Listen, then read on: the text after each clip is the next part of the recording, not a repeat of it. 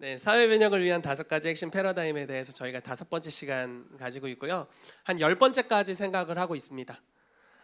그리고 일터의 구속에 대해서 지금 4번째 시간 나누고 있는데요. 여러분, 패러다임이 좀 바뀌는 시간이 되고 있나요? 우리 패러다임 바뀌는 게 너무 중요한 것 같아요. 저희가 심지어 이제 바울도 그랬던 것 같습니다. 지난주에 나눴던 메시지를 잠깐 여러분 생각을 해보시면, 바울이 이제 고린도와 에베소에서 놀라운 성공을 거두었는데, 그 이전까지는 복음을 전하고 부흥이라고 말할 만한 역사가 일어났지만, 막상 바울이 떠나온 다음에는 그렇게 도시가 전체가 변화되는 일은 별로 없었던 것 같아요. 왜냐하면 유대인들과 시기하는 자들이 도시의 유력한 자들을 선동해서 바울을 계속 쫓아내요. 복음의 세력을 계속 무마시키는 거죠. 핍박이 일어나는 거예요. 예전에는 저는 이렇게 생각했어요. 복음을 위해 핍박을 받으면 영광스럽다. 이거는 개인적으로 참 영광스러운 일이라고 생각합니다. 그렇지만 여러분, 저와 여러분들의 부르심은 핍박을 받는 게 아니에요. 핍박이 부르심이라니까 참 웃기죠? 자, 다시 한번 말씀드릴게요. 저와 여러분들의 부르심은 핍박을 받는 게 아니에요. 부르심의 여정 중에 핍박이 반드시 있어요. 그러나 핍박이 부르심은 아니에요. 무슨 말인지 이해되시죠? 네, 우리가 가는 길은 부활이에요. 십자가는 그걸 가는 가장 중요한 여정입니다. 자, 핍박이 있어요. 자, 바울의 삶에 하나님이 주신 부르심은 딱 이거예요. 유대인과 이방인과 임금들에게 하나님의 나라의 복음의 소식을 증거하는 것. 또 저와 여러분들에게도 동일합니다. 이 말씀을 땅끝까지 전파하는데 모든 민족을 제자 삼는 거예요. 자, 모든 민족이 제자가 된다는 것은, 예를 들어 제가 이런 적이 있어요. 중국에서 복음을 전했는데 제가 설교할 때 공안이 쳐들어왔어요. 그때 제가 말년 휴가 받아서 갔던 선교였는데 그때 걸렸으면 진짜 큰일 나는 거였어요. 이제 군대는 탈영이고 그런 상황이 되는 거예요. 못 들어가면. 잡혔어요. 그래서 아무튼 백 써서 풀려났습니다. 그리고 설교 안 했다고 뻥치고, 어느 학교 다니냐고 해서 서울대 다닌다고 뻥쳤어요. 가끔 제가 거짓말을 잘 치는데, 왜냐면 서울신학대학교를 다니고 있어서 그럼 안 될 것 같아서 서울대학교 다니고 있습니다. 그랬더니 조선족 경찰이 그 서울대냐? 그 서울대다. 그래서 같이 웃다가 풀려난 적이 있었는데, 근데 이제 안타까운 소식은 뭐냐면, 저희가 복음을 전했던 이제 사람들이 교회 회중이 있었고 메시지를 나눴죠. 그 교회가 저희가 다녀간 이후에 폐쇄됐어요. 그런 소식들. 저는 괜찮아요. 저는 한국에 왔고, 저는 좋은 경험했고, 공안에게 잡히면 이런 어려움이 있구나. 나중에 한번 또 잡혔는데 이런 어려움이 있구나. 이런 정도를 느끼고 끝났어요. 그렇지만 그 나라의 현지 목회자들, 현지에 사역하는 선교사님들에게는 굉장한 어려움이었을 거예요. 그때는 그런 거를 잘 알지 못했죠. 자, 바울이 선교를 했습니다.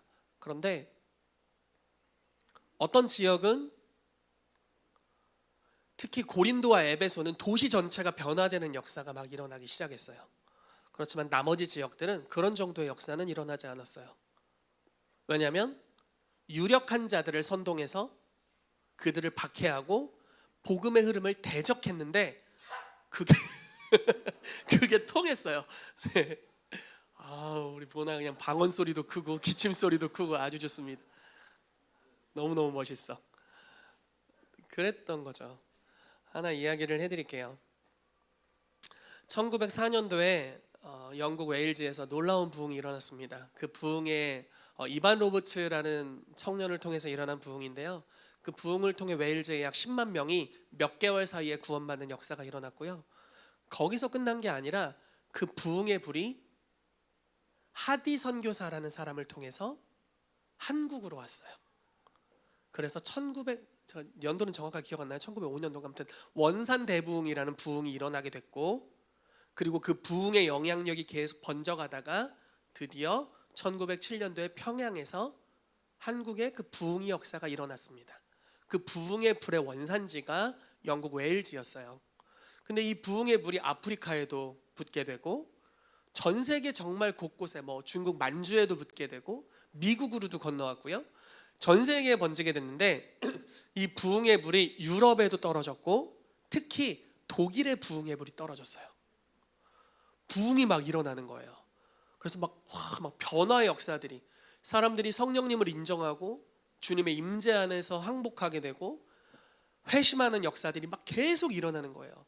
그때 기도 운동을 일으켰던 이반 로버츠의 집회 형식이 어땠냐면요, 그냥 모여있는 앞사람부터 이렇게 기도하라고 시켜요. 성령님, 주님을 간절히 원합니다. 이곳에 와주십시오. 한 사람씩 그렇게 기도하는 거예요. 그렇게 하다 보면 성령님이 어느 순간 오셨대요. 그러면 사람들이 변화되고 회심하는 역사들이 일어나고 기적들이 계속 일어나는 거죠. 그런데 독일에서 부흥이 터져서 놀라운 역사들이 막 증가되고 있는데 지도자들이 모였습니다. 그리고 회의를 했어요. 이 일어나는 여러 현상들이 있는데 이것이 누구로부터 온 것이냐? 하나님이냐? 마귀냐? 그래서 회의를 했고 그 결과가 안타깝게도 이거는 마귀로부터 온 거다 라고 결정을 했습니다. 그리고 그 부흥에 대해서 전면 차단, 우리는 웨일즈로부터 온 그 불이 마귀로부터 온 거라고 믿는다. 그리고 차단했습니다. 그리고 나서 어떤 일이 일어났는 줄 아세요? 얼마 안 있어서 히틀러가 일어났습니다.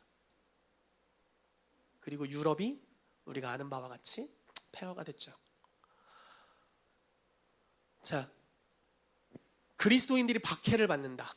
좋은 이야기입니다. 그건 왜냐면 부르심의 여정 중에 있으니까. 우리가 그리스도를 위해 박해를 받으면 영광의 영이신 주님의 영이 우리 위에 운행하십니다. 그러나 사회변혁이라는 최종 목적지로 가기 위해서는 이게 목적지가 아니니까 돌파해내야 해요. 자, 모든 민족이 제자가 되는 것, 즉 물이 바다를 덮음같이 여호와의 영광을 인정하는 것이 땅에 가득해지게 되는 그 목적, 그 최종 목표, 창세기 1장 말씀에 기록된 생육하고 번성하여 땅에 충만하며 정복하고 다스리게 되는 것, 이것이 이제 놀라운 비전이잖아요. 인류에게 주신.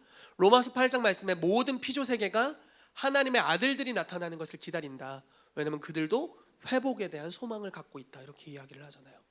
그러니까 우리의 목적지는 핍박이 아니라, 우리의 목적지는 우리가 어느 정도 잘했지만 핍박을 받았어, 그래서 어쩔 수 없었어 라고 그냥 변명하는 게 아니라, 우리의 목적은 사회가 하나님께로 완전히 돌아서는 것까지가 우리의 목표점인 거예요. 자, 바울이 그 여정을 밟고 있는데 처음에는 유대인의 회당에서 복음을 전하고 유대인들에게 박해를 받고, 다른 곳에서 유대인의 회당에서 복음을 전하고 유대인들에게 박해를 받고, 이런 식으로 여정이 진행됐어요. 그러다가 이방인에게로 가리라 라고 결단하면서 사역의 근거지를 회당이 아닌, 지금으로 말하면 여러분들이 지금 앉아 계신 예배당이 아닌 각 집으로, 고린도에서는 디도 유스도라는 사람의 집 또는 일터라고 볼 수 있겠죠. 그 일터에서 복음을 전하는데, 원래 회당에서는 안식일에 7일에 한 번씩 복음을 전하다가 이제는 일터니까 맨날 복음을 전하는 거예요.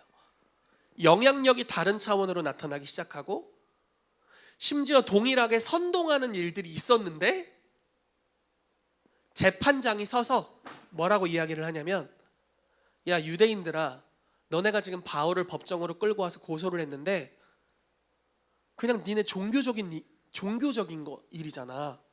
나는 니네를 재판하길 원하지 않아. 법정에서 나가. 쫓아버렸어요. 그리고 끝. 핍박이 끊어졌어요.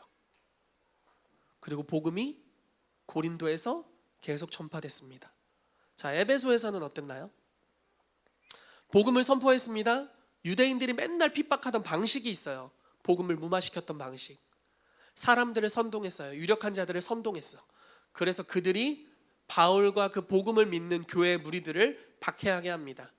그런데 그 당시에 바울로 말미암아서 그 손으로 만든 신은 신이 아니다, 이런 이제 뭐라고 해야 될까요? 이런 메시지가 퍼진 거예요. 우상숭배에 대해 이야기하면서.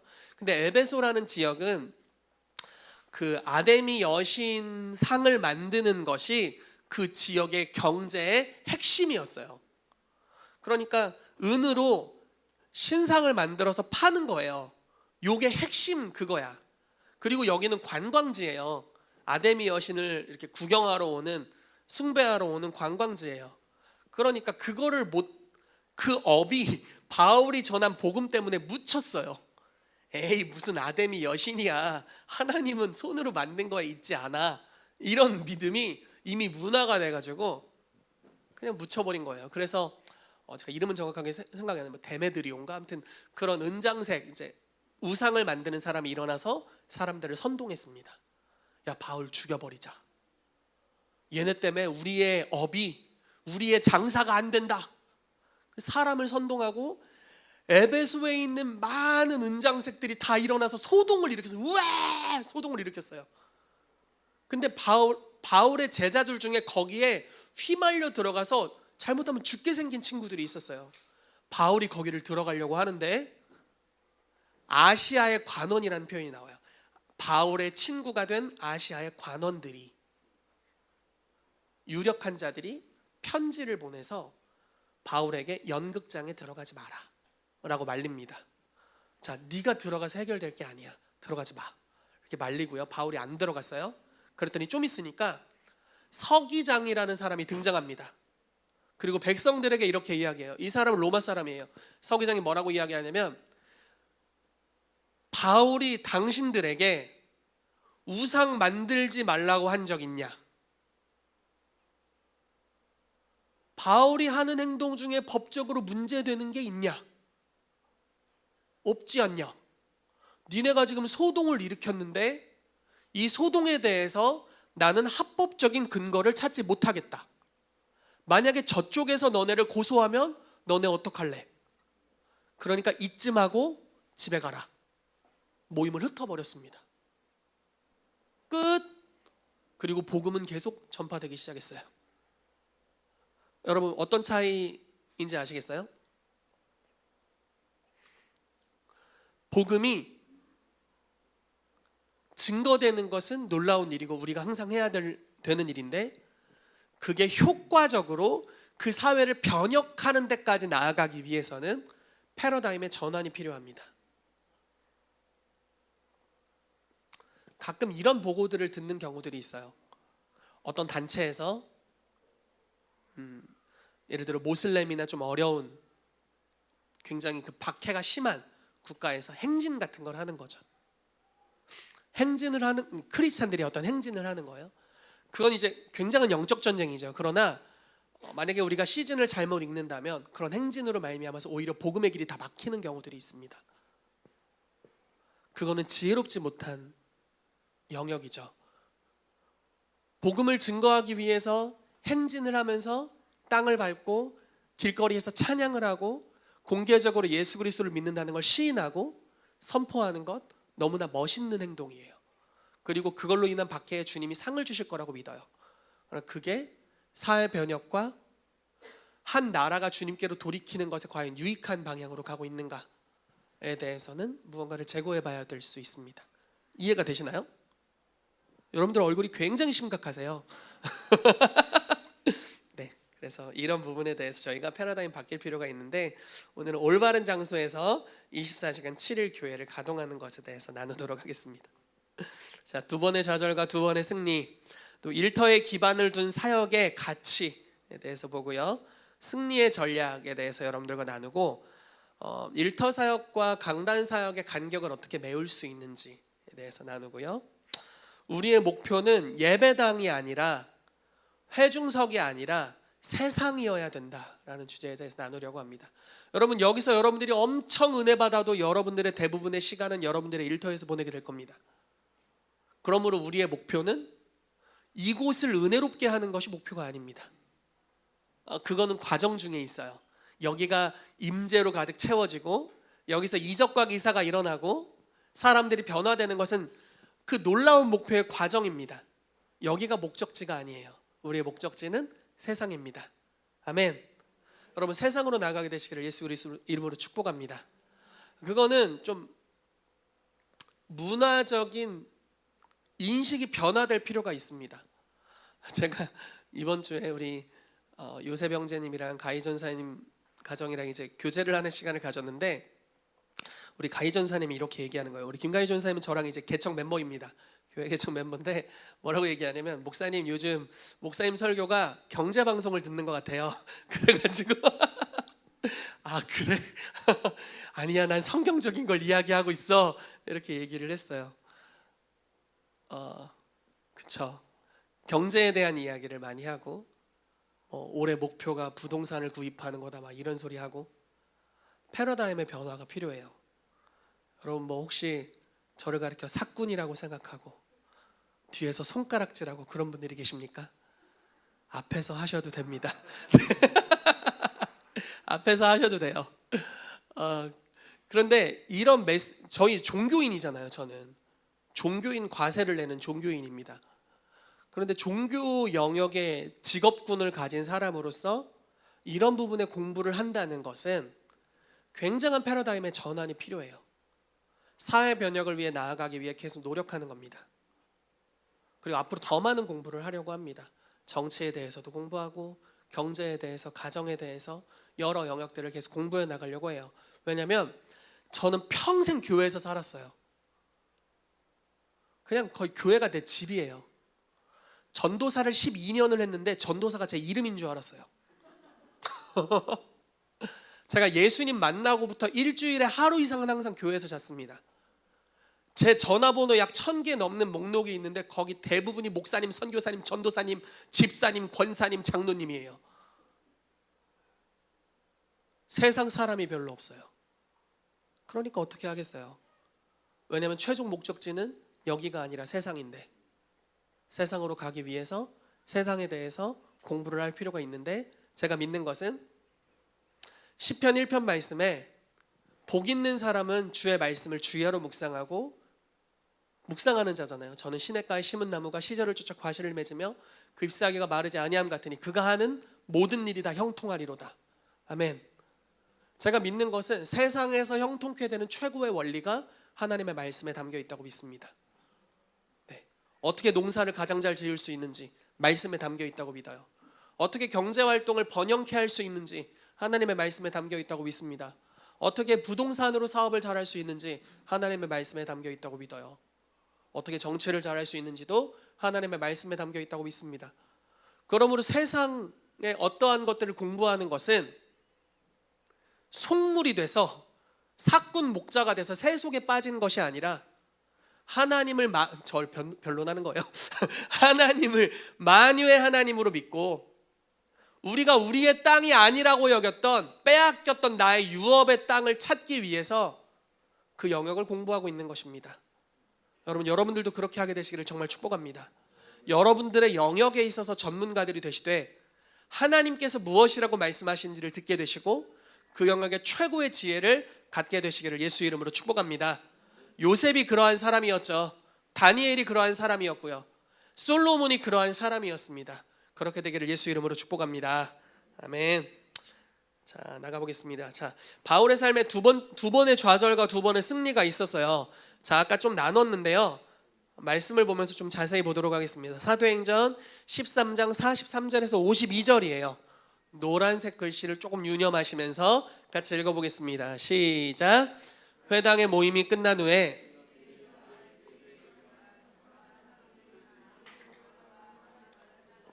두 사도가 더불어 말하고 항상 하나님의 은혜 가운데 있으라 권하니라. 그 다음 안식일에는 온 시민이 거의 다 하나님의 말씀을 듣고자 하여 모이니 유대인들이 그 무리를 보고 시기가 가득하여 바울이 말한 것을 반박하고 비방하거늘 바울과 바나바가 담대히 말하여 이르되 하나님의 말씀을 마땅히 먼저 너희에게 전할 것이로되 너희가 그것을 버리고 영생을 얻기에 합당하지 않은 자로 자처하기로 우리가 이방인에게로 향하노라. 주께서 이같이 우리에게 명하시되 너를 이방의 빛으로 삼아 너로 땅끝까지 구원하게 하리라 하셨느니라 하니 이방인들이 듣고 기뻐하여 하나님의 말씀을 찬송하며 영생을 주시기로 작정된 자는 다 믿더라. 주의 말씀이 그 지방에 두루 퍼지니라. 이에 유대인들이 경건한 귀부인들과 그 신의 유력자들을 선동하여 바울과 바나바를 박해하게 하여 그 지역에서 쫓아내니 두 사람이 그들을 향하여 발에 티끌을 떨어버리고 이고니온으로 가거늘 제자들은 기쁨과 성령이 충만하니라. 아멘. 자, 이 말씀 보시면 비시디아 안디옥이라는 바울이 원래 있었던 안디옥과는 다른 지역입니다. 이 지역에서 이제 바울의 복음 전도가 항상 똑같았어요. 먼저 회당에 가서 종교적 배경이 있는 사람들에게 먼저 복음을 전했습니다. 그래서 똑같이 한 거예요. 회당에서 첫 번째 모임을 했는데 그 모임의 결과로 유대인과 유대교에 입교한 경건한 사람들이 바울과 바나바를 따랐다라고 나오고 있어요. 그러니까 회당에서의 복음 전파가 어떤 굉장한 영향력을 가져왔다는 거죠. 좋은 열매죠. 자, 오늘날 사도가 없다는 분들에게 바나바가 사도라는 걸 저기 보여드리겠습니다. 바울과 바나바가 두 사도다. 자, 넘어갈게요. 자, 그래서 복음을 전했는데 그 다음 안식일이 이제 일주일에 한번 복음을 전하니까요. 그 다음 안식일이 됐는데 회당에서 전했던 복음이 얼마나 강력했는지 온 시민이 다 모였대요. 와, 너무 괜찮네요. 그러니까 이번 주 설교가 너무 좋아가지고 대전 시민들이 다음 주에 다 저희 교회 왔대요. 뭐 이런 거예요 지금. 그런 내용이잖아요. 이게 좋은 의미인 것 같은데 어떤 결과가 있는지 한번 보시죠. 온 시민이 거의 다 하나님의 말씀을 듣고자 하여 모이니 유대인들이 그 무리를 보고 시기가 가득하여 이 사람들이 바울의 박해의 주인공들입니다. 요 유대인들이 나중에는 예루살렘까지 와요. 바울을 박해하려고 세계 여행을 다닙니다. 근데 자, 모였는데 자, 복음을 전했어요. 그리고 이방인들도 기뻐했고 심지어 주의 말씀이 그 지방에 두루 퍼지니라 이렇게까지 되어 있어요. 괜찮잖아요. 부흥이 일어난 거예요. 문제는 유대인들이 경건한 귀부인들과 신의 유력자들을 선동했어요. 이때부터 문제가 시작됩니다. 그리고 바울과 바나바를 박해했고 그 지역에서 떠나가 이렇게 쫓아냈어요. 그래서 쫓겨났어요. 그리고 복음을 담대히 증거하기 어려운 환경이 되어버렸죠. 하나를 더 보시죠.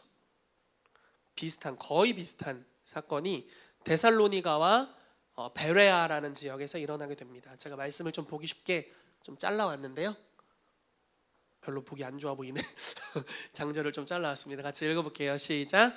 그들이 암비볼리와 아볼로니아로 다녀가 데살로니가에 이르니 거기 유대인의 회당이 있는지라 바울이 자기의 관례대로 그들에게로 들어가서 새 안식일에 성경을 가지고 강론하며 그 중에 어떤 사람 곧 경건한 헬라인의 큰 무리와 적지 않은 귀부인도 권함을 받고 바울과 실라를 따르나 그러나 유대인들은 시기하여 저자의 어떤 불량한 사람들을 데리고 떼를 지어 성을 소동하게 하여 야손의 집에 침입하여 그들을 백성에게 끌어내려고 찾았으나 발견하지 못하며 야손과 몇 형제들을 끌고 읍장들 앞에 가서 소리질러 이르되 천하를 어지럽게 하던 이 사람들이 여기도 이름에 야손이 그들을 맞아들였도다.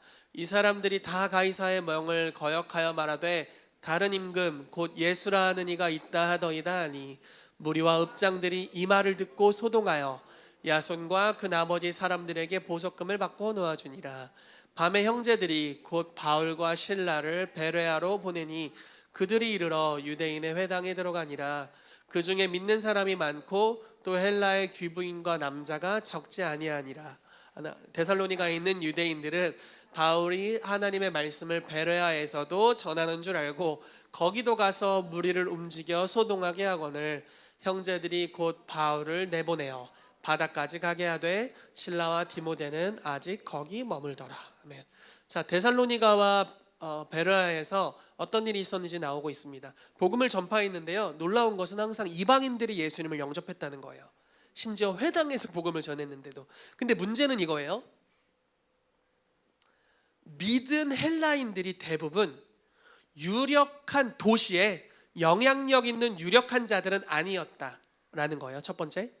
그리고 또 하나는 종교적인 공통분모를 가졌을 뿐이다 라는 거예요. 그래서 성에서 소동을 일으켰을 때 그걸 막아줄 사람들이 없었어요. 자, 다른 식으로 표현을 해볼게요. 바울이 개척한 교회에게 있어서 바울은 굉장히 귀중한 자산이었습니다. 그렇잖아요? 바울이 있다는 게 얼마나 놀라운 귀한 일이었겠어요? 그렇지만 그 도시에서 바울은, 이 쫓겨난 도시들에서 바울은 귀한 자산으로 분류되지 않았어요. 선동하는 자, 조금 심한 말로 연병 같은 자, 전염병 같은 자였죠. 그래서 소동이 일어났을 때 관원들이, 영향력 있는 사람들이 이 사람을 지켜줄 이유가 없어요. 이해되시나요? 무슨 말씀인지?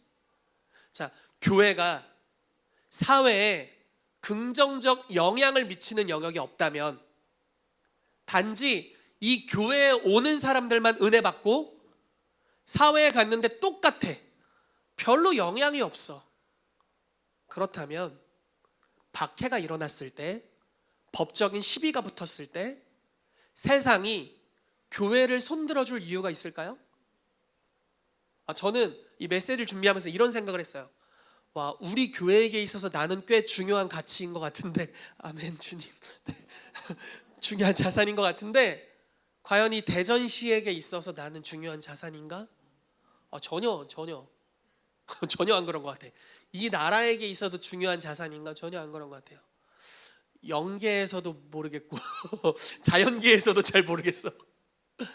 왜냐하면 나라는 존재가 교회에서 바라는 영향력, 말씀의 계시를 받는 것, 또 리더십을 가지고 무언가를 풀어내는 것, 이게 아직 사회에게 유익을 끼치지 못하기 때문이죠. 무슨 말씀인지 이해가 되시나요? 만약에 우리가 오중사역을 하는 것이, 오중사역은 모든 성도를 사역자로 무장시키기 위해서 하는 겁니다. 자, 우리가 오중사역을 하는 것이 여러분들이 이 예배당 안에서 일주일에 한 번 모여서 장풍을 쏘고 예언의 말씀 불을 날리고 영향력을 발하기 위한 거라면, 이 안에서 영향력을 발하기 위한 거라면 세상에서 여러분들은 그렇게 귀중한 가치는 아닐 수 있어요. 그렇지만 만약에 우리가 이곳에서 받은 불과 계시와 기름 부으심, 하늘의 전략을 가지고 나의 영역에서 내 주변에 있는 사람들에게 무언가 좋은 유익한 영향력을 나타내주고 있다면, 나로 인해서 수많은 사람들이 가난의 구렁텅이에서 빠져나오게 되었고, 나로부터 나온 예언적 지혜를 통해서 어떠한 사람들이 사업적으로 성공했고, 가정이 망가졌었는데 우리 가정이 개입해서 그 가정이 살아났고, 이런 사람들이 내 주변에 많다면 내가 어려운 일을 당했을 때, 교회가 어려운 일을 당했을 때 주변 사회가 교회를 옹호해 주게 된다라는 거예요. 이해되시나요? 무슨 말씀인지? 지금 그러한 차이가 여기 있는 겁니다. 바울의 전략의 문제는, 바울의 초기 전략의 문제는 이방인에게 보내심 받았음에도 불구하고 회당을 복음의 주요한 거점으로 삼았다라는 거예요. 그렇기 때문에 종교적인 베이스가 있는 헬라인들은 예수 그리스도를 영접했지만 사회에 전혀 종교적인 배경을 갖지 않은 로마 황제를 신이라고 믿는 사람들에게 전혀 영향력을 미치지 못했을 뿐, 그리고 그 사회에 있어서도 바울은 중요한 자산이 아니었죠. 시비 받았을 때 야 시끄러, 그냥 다른 지역 가, 이렇게 하고 끝내도 별 문제가 없는 사람이었다라는 거예요. 자, 그런데 변화가 일어납니다. 고린도에서부터. 자, 말씀 같이 읽어보겠습니다. 사도행전 18장 9절에 18절인데요. 시작. 밤에 주께서 환상 가운데 바울에게 말씀하시되 두려워하지 말며 침묵하지 말고 말하라. 내가 너와 함께 있음에 어떤 사람도 너를 대적하여 해롭게 할 자가 없을 것이니 이는 이 성중에 내 백성이 많음이라 하시더라. 1년 6개월을 머물며 그들 가운데서 하나님의 말씀을 가르치니라. 갈리오가 아가야 총독되었을 때에 유대인이 일제히 일어나 바울을 대적하여 법정으로 데리고 가서 말하되 이 사람이 율법을 어기면서 하나님을 경외하라고 사람들을 권한다 하거늘 바울이 입을 열고자 할 때에 갈리오가 유대인들에게 이르되 너희 유대인들아, 만일 이것이 무슨 부정한 일이나 불량한 행동이었으면 내가 너희 말을 들어주는 것이 옳거니와 만일 문제가 언어와 명칭과 너희 법에 관한 것이면 너희가 스스로 처리하라. 나는 이러한 일에 재판장 되기를 원하지 아니하노라 하고 그들을 법정에서 쫓아내니 모든 사람이 회당장 소스테네를 잡아 법정 앞에서 때리되 갈리오가 이 일을 상관하지 아니하니라. 바울은 더 여러 날 머물다가 형제들과 작별하고 배 타고 수리아로 떠날새 브리스길라와 아굴라도 함께하더라. 바울이 일찍이 서원이 있으므로 겐그레아에서 머리를 깎았더라. 아멘. 아멘. 자, 복음의 역사가 강력하게 일어났어요. 이때부터는 저희가 이제 지난주에 메시지가 있어서 다른 구절은 읽어드리지 않을게요. 회당에서 복음을 증거하다가 이방인에게로 가리라라고 결단하고 회당 옆집이었던 디도 유스도라는 경건한 사람의 집에서 복음을 전파했는데, 이 사람 로마 사람이었고 이 사람의 집이 일터였고 아마 우리가 추측하는 것은 천막업자이지 않았을까, 바울의 동업자이지 않았을까라는 생각을 하고 있어요. 뭐 정확하진 않습니다. 그렇지만 유대인들에게 일주일에 한 번 복음을 전하는 것에서 이제 이 집에서부터는 매일마다 복음을 전해요. 근데 일터에서의 일들과 함께 복음을 전하는데, 이 복음 전파가 갑자기 회당장이었었던, 이름이 정확하게 생각이 안 나는데 이 소스텐 말고 이 이전 회당장이 있어요. 이 회당장이 갑자기 구원을 받아요. 근데 그 당시 회당장은 종교인이 아닙니다. 사회에 유력한 자예요. 그 사람이 구원받고 바로 연이어서 고린도 사람이 대거 구원받았다는 이야기가 써 있어요. 그러니까 이게 성경이 무슨 이야기냐면, 회당장 어떤 사람이 구원을 받았는데 그 결과로 고린도의 수많은 사람들이 구원받았다, 이렇게 써 있는 거예요. 그리고 여러분, 사도행전 20장에 가면 뭐라고 얘기가 나오냐면, 바울이 에베소 장로들을 만나서 마지막에 떠나면서 이렇게 이야기를 합니다. 내가 항상 나의 일하는 것을 통해서, 자기의 천막업을 통해서 나의 모든 쓰는 것을 충당했고, 우리 동역자들 디모데, 실라 뭐 이런 친구들 있잖아요. 누가 뭐 이런 동역자들의 쓰는 것도 다 충당했다. 그리고 여기서 멈춘 게 아니라 가난한 자들을 내가 어떻게 섬긴 것을 너희가 알지 않냐. 우리 주께서 말씀하시기를 주는 것이 받는 것보다 복이 있다. 내가 이 일에 모본을 보였으니 너희도 이렇게 해라 라고 마지막으로 권고하는 장면이 나옵니다. 자, 바울의 사업이 얼마나 영향력 있고 흥왕했는지. 자, 보세요. 바울이 일을 했는데 자기 먹고 살 거 플러스 우리 동역자들 먹고 살 거 플러스 가난한 자들에게 흘려보내는 것까지 했는데 어마어마한 영향력이 있었던 거죠. 직업에 있어서도. 자, 이 사람의 후원과 섬김을 통해서 가난으로부터 벗어난 사람들이 있다는 거예요. 그리고 이러한 삶의 모델을 따라가는 회당장과 같은 사람들이 있었겠고, 그래서 바울의 삶을 지지해 줄 수 있는, 바울은 우리 도시에 필요한 사람이야. 이 사람의 종교에는 큰 관심은 없어. 그러나 이 사람의 도덕성, 이 사람이 가난한 자들을 섬기는 것, 그걸로 인해서 우리나라의 빈민들이 사라져가기 시작해. 도시가 행복해져. 정치인으로서 나는 이 사람이 이 나라에 있는 것이 유익해, 이렇게 결정을 내리게 되는 거죠. 무슨 말씀인지 이해가 되시나요? 자, 그래서 시비가 똑같아요. 시비는 항상 붙어요. 여러분, 복음이 강력하게 전파되면 항상 시비는 붙습니다. 그런 시비가 붙었는데 갈리오가 아가야 총독이었을 때였어요. 이 총독이 뭐라고 합니까? 유대인들이 저 연병 같은 자가 와, 뭐 이렇게 합니다. 그랬더니 바울이 변론을 하기 위해서 변론을 하려고 하는데 갈리오 총독이 바울의 말을 변론해라 이렇게 하는 것도 아니고 그냥 그 사람이 말해요. 야, 이게 니네 종교적 명칭에 관한 거고 니네 법에 관한 건데 내가 무슨 상관이니? 이 고린도라는 지역을 통치하는 나와 니네 그 송사가 무슨 상관이야? 내가 너네를 지지해 줄 이유가 있어? 집에 가. 그래서 해산됐어요. 기각됐어요. 그리고 바울은 여유 있게 며칠 더 유하다가 다른 지역으로 갑니다. 핍박을 받고 쫓겨났을 때랑은 완전히 다른 양상이죠. 왜냐하면 바울이 도시에 아주 유력한 자산이 되었기 때문입니다. 자, 에베소에도 비슷한 일이 일어나요. 자, 사도행전 19장 23절, 29절, 41절입니다. 같이 읽어보겠습니다. 시작. 그때쯤 되어 이 도로 말미암아 적지 않은 소동이 있었으니 온 시내가 요란하여 바울과 같이 다니는 마게도냐 사람 가이오와 아리스다고를 붙들어 일제히 연극장으로 달려 들어가는지라. 바울이 백성 가운데로 들어가고자 하나 제자들이 말리고 또 아시아 관리 중에 바울의 친구된 어떤 이들이 그에게 통지하여 연극장에 들어가지 말라 권하더라. 사람들이 외쳐 어떤 이는 이런 말을 어떤 이는 저런 말을 하니 모인 무리가 분란하여 태반이나 어찌하여 모였는지 알지 못하더라. 유대인들이 무리 가운데서 알렉산더를 권하여 앞으로 밀어내니 알렉산더가 손짓하며 백성에게 변명하려 하나 그들은 그가 유대인인 줄 알고 다 한 소리로 외쳐 이르되 크다 에베소 사람의 아데미여 하기를 2시간이나 하더니 서기장이 무리를 진정시키고 이르되 에베소 사람들아 에베소시가 큰 아데미와 제우스에게서 내려온 우상의 신전지기가 된 줄을 누가 알지 못하겠느냐.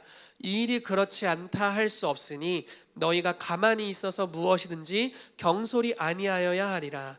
신전의 물건을 도둑질하지도 아니하였고 우리 여신을 비방하지도 아니한 이 사람들을 너희가 붙잡아 왔으니 만일 데메드리오와 그와 함께 있는 직공들이 누구에게 고발할 것이 있으면 재판날도 있고 총독들도 있으니 피차 고소할 것이요 만일 그 외에 원하면 정식으로 민회에서 결정할지라.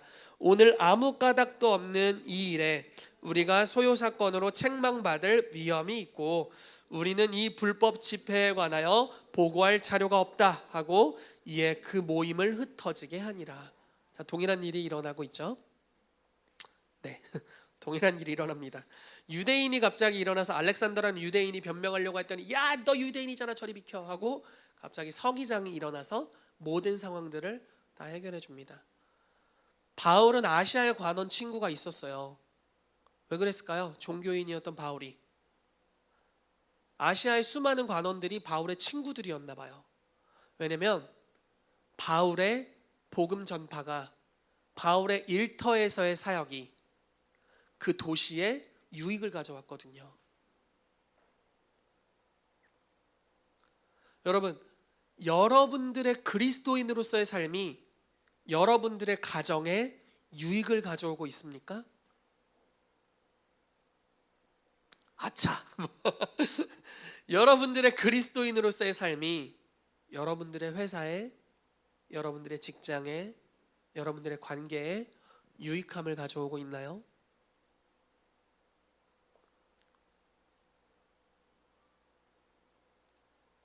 그것이 아니라면 큰 변화가 필요합니다. 변화가 필요해요.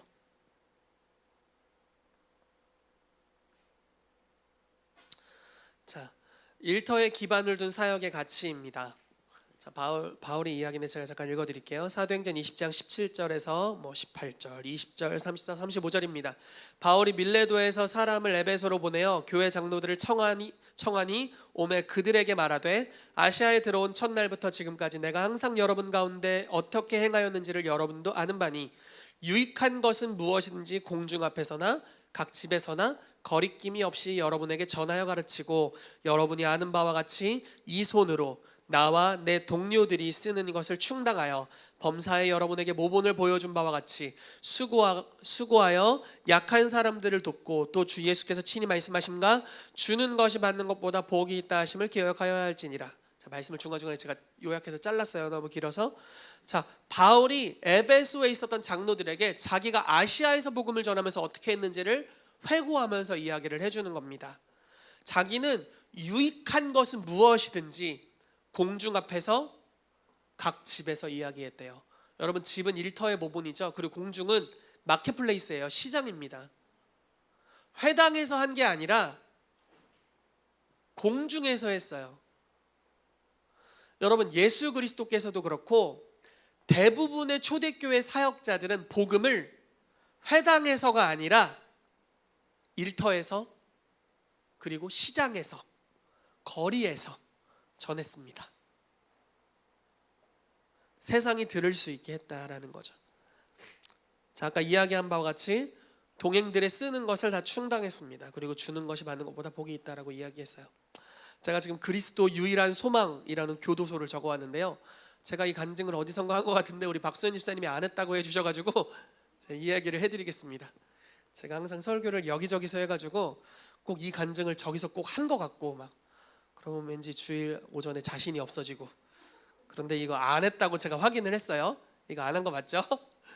그 한 목사님이 아르헨티나 사람인데 부에노스아이레스 이 지역에 살고 있는 목사님입니다. 작은 이제 마을에서 목회를 하고 계셨는데 하나님이 사회 변혁에 대한 마음을 주셨어요.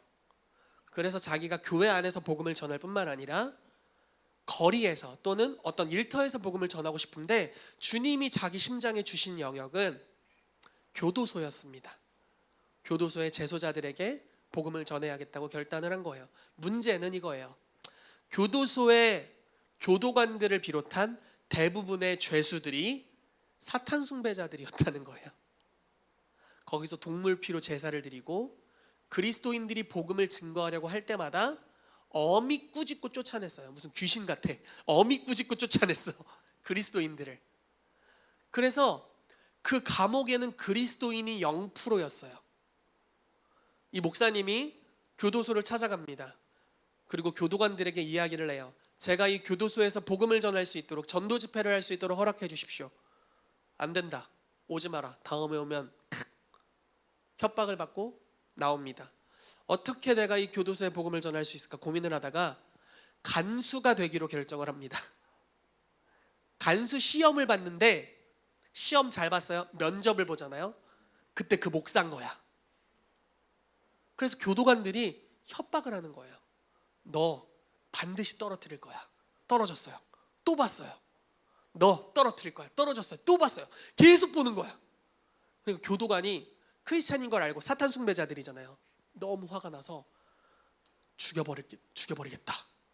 막 화를 내는 거예요. 네가 시험을 잘 봤어도 어떻게든 내가 떨어뜨릴 거고 만약에 혹시나 우연히 합격하면 널 죽이겠다. 막 뭐라고 하는데 갑자기 발작이 일어났어요. 뭐라고 하는 사람이 천식 발작이었는데 귀신으로 말미암는 발작이었나 봐요.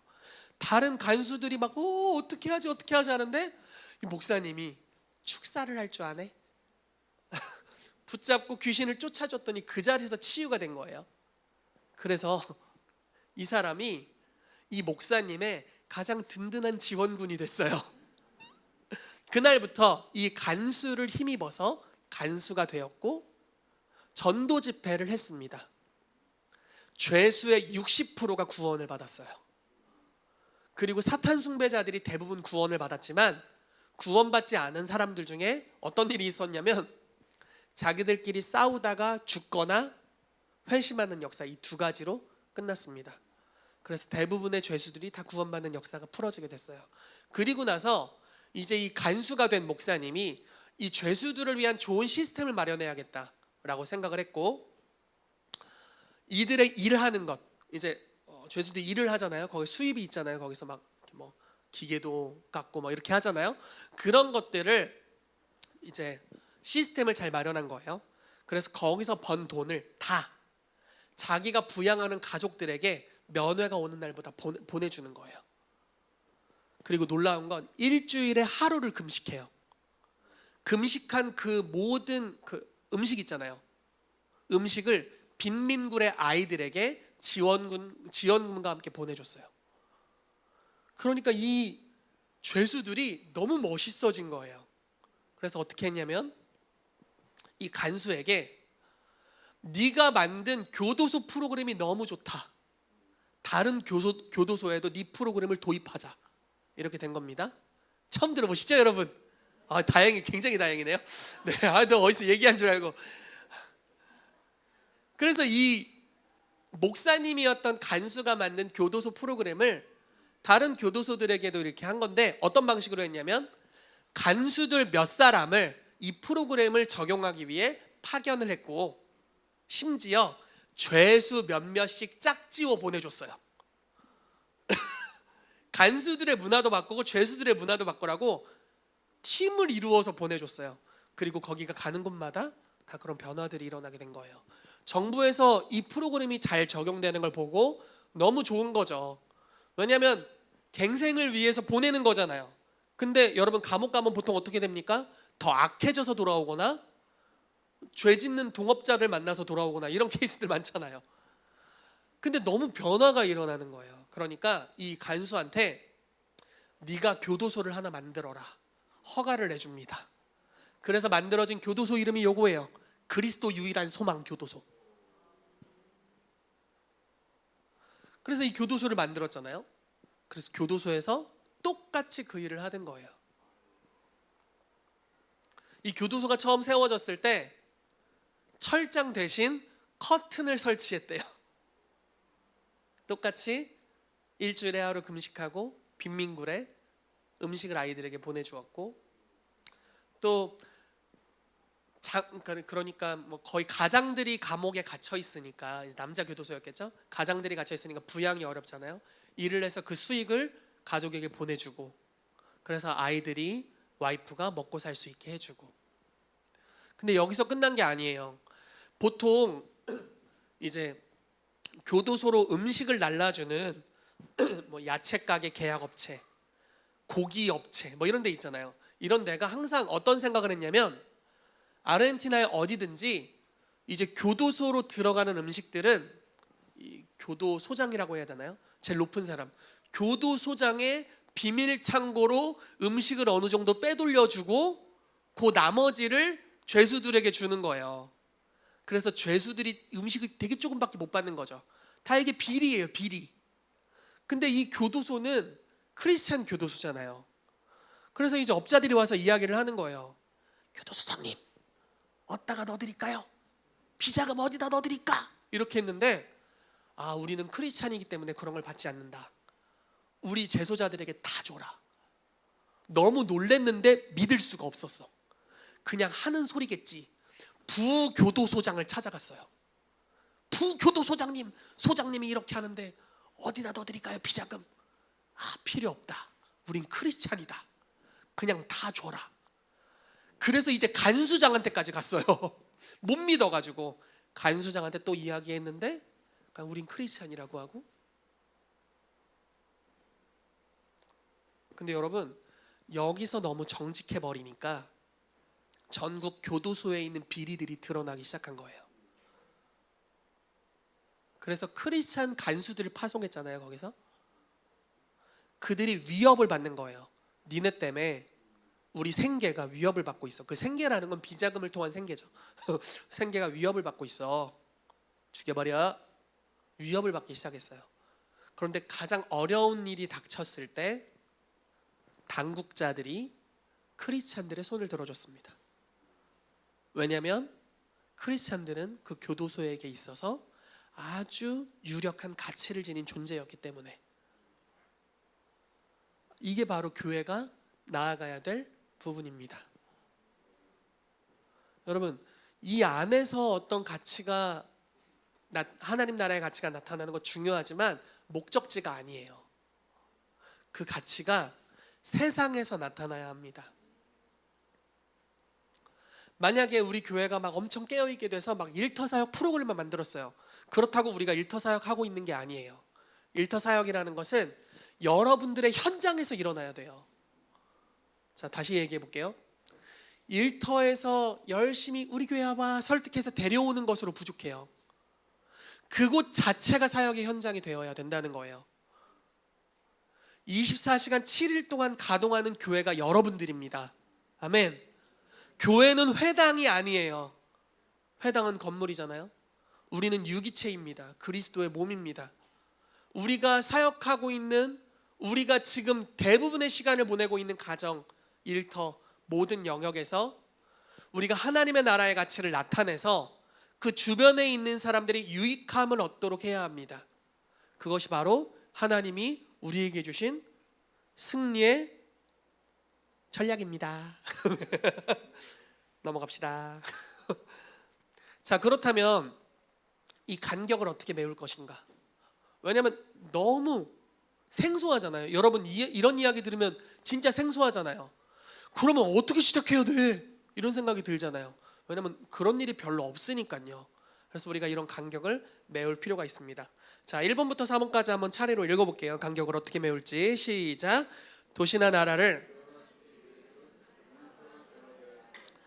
일터를 변화시키기 위해서는 일터 사역자들이 인정을 받아야 한다. 일터 사역자들을 인정하기 위해서는 강단 사역자들이 그들에게 다가가 그들과 동역해야 한다. 일터 사역자들을 전략적으로 배치함으로써 회당에 있는 영적인 불을 일터로 끌어와야 한다. 여러분, 이런 것이 필요합니다. 자, 일터가 변화되어야 사회를 변혁시킬 수 있습니다. 아멘. 우리 교회가 지금 이 전략으로 갈 겁니다. 자, 일터를 변화시키기 위해선 일터 사역자들을 인정해야 된다는 겁니다.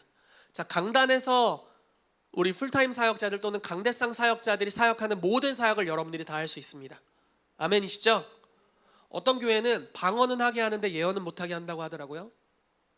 성경에 그랬으면 저도 그럴 텐데 성경이 안 그래서 그렇게 하지 못하겠네요. 어떤 교회는 목사만 안수할 수 있고 나머지는 안수하면 안 된다고 하더라고요. 성경에 어디 써 있나 모르겠어요. 성경이 써 있으면 저도 그렇게 할 텐데 안 써 있어서 그렇게 하지 않습니다. 여러분들 누구에게나 안수할 수 있습니다. 아멘 하세요, 여러분. 아멘. 한번 옆에 사람 머리도 쓰다듬어. 안수할 수 있어요. 안수는 히브리서 말씀에 그리스도의 도의 초보다 이렇게 나와 있습니다. 초보. 새 가족이 하는 거예요. 새 가족부터 배워서 하는 겁니다. 그래서 그게 초보입니다. 모두가 예언할 수 있습니다. 믿는 자는 누구나 귀신을 쫓을 수 있습니다. 믿는 자는 누구나 병든 자에게 손을 얹고 치유할 수 있습니다. 믿는 자는 누구나 성령이 임하시면 하나님의 나라를 선포할 수 있습니다. 그것이 모든 성도가 가지는, 일터 사역자들이 가지는 권세입니다.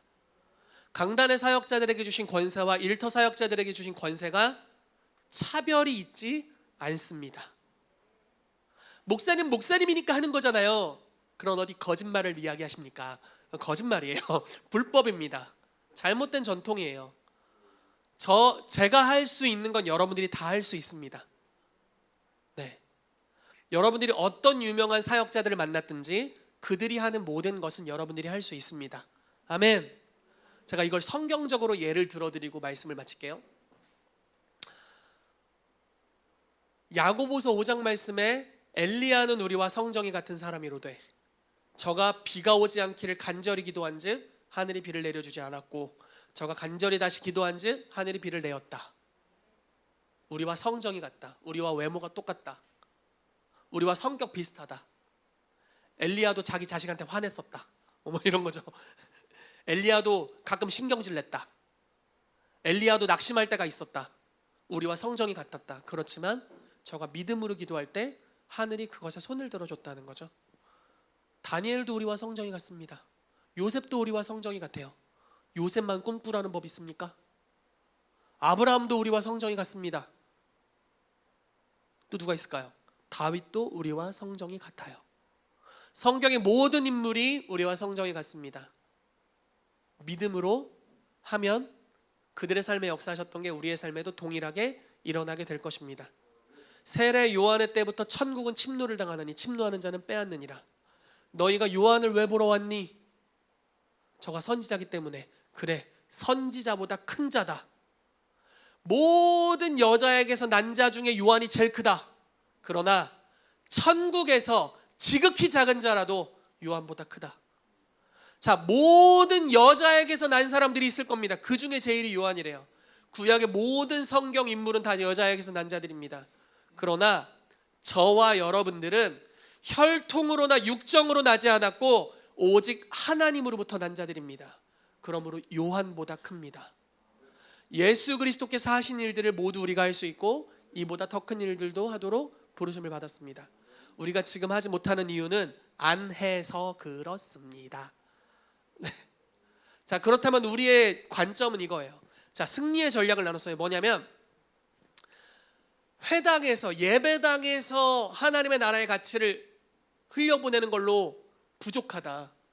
우리의 삶의 영역에서 세상을 유익하게 하는 일을 해야 하는데 그걸 위해서 초자연적인 권능이 여러분들을 위해 준비되어 있다는 거예요. 그리고 하늘의 전략이 올 겁니다. 설교를 하기 위해 우리가 계시를 받잖아요. 말씀을 준비하기 위해 계시를 받아요. 주님의 은혜를 구해요. 성령의 감동을 구합니다. 여러분들의 일터에서 여러분들의 옆자리에 앉아있는 직원들을 유익하게 하기 위해 주님이 계시하실 것이라는 거예요. 여러분들의 가정에 아픈 사람을 치유하기 위해 주님의 치유의 권능이 임할 거라는 겁니다. 여러분들의 직장 상사가 불면증에 시달리면서 귀신에 시달려서 잠을 못 자고 있는 것을 자유케 해주기 위해 축사의 권능이 여러분들의 삶에 임할 거라는 거예요. 그러므로 여러분들의 삶의 영역에서 교회로서 반응하게 되시기를 예수 이름으로 축복합니다. 그렇게 될 때 저와 여러분들이 사회에 유익한 사람들이 될 것이고 그것이 사회 변혁으로 나아갈 수 있는 길이 될 줄로 믿습니다. 우리 같이 기도하겠습니다.